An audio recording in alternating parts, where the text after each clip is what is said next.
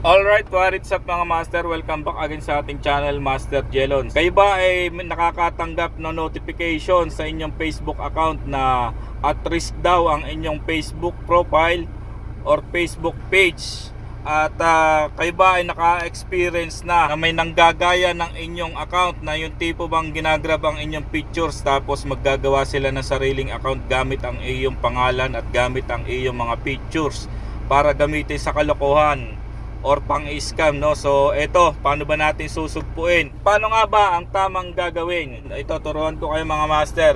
Kung kayo ay naka-experience na or makaka-experience pa lang, no, na gagayahin ang inyong profile account or ang inyong Facebook page, ay ganito. Unang-una, huwag niyong ibablock yung Facebook page na nanggaya sa inyo para gamitin sa kalokohan, no?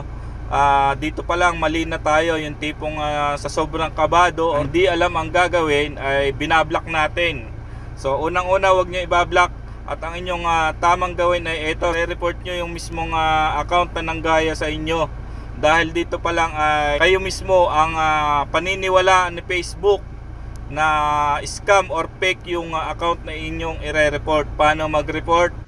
Una, pupuntahan muna natin yung account na mismo nanggagaya sa profile account nyo. Kasunod ay pindutin ang tatlong tuldok na nakikita nyo. At ang kasunod naman ay itong report profile.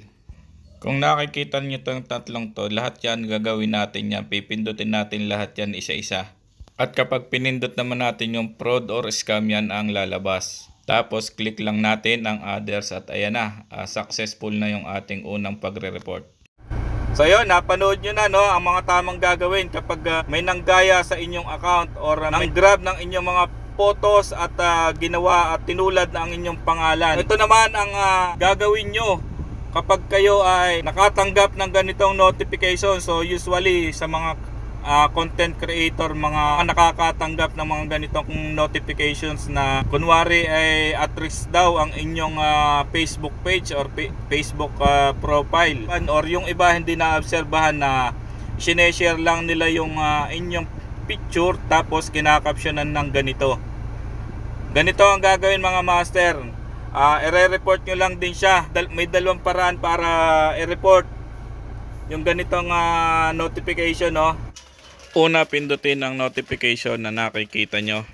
Kasunod ay ang tatlong tuldok na ito. At kasunod ay re-report natin as fraud or scam. Pagkatapos nito ay ang fake page naman. So ayun, successful ang ating pagre-report.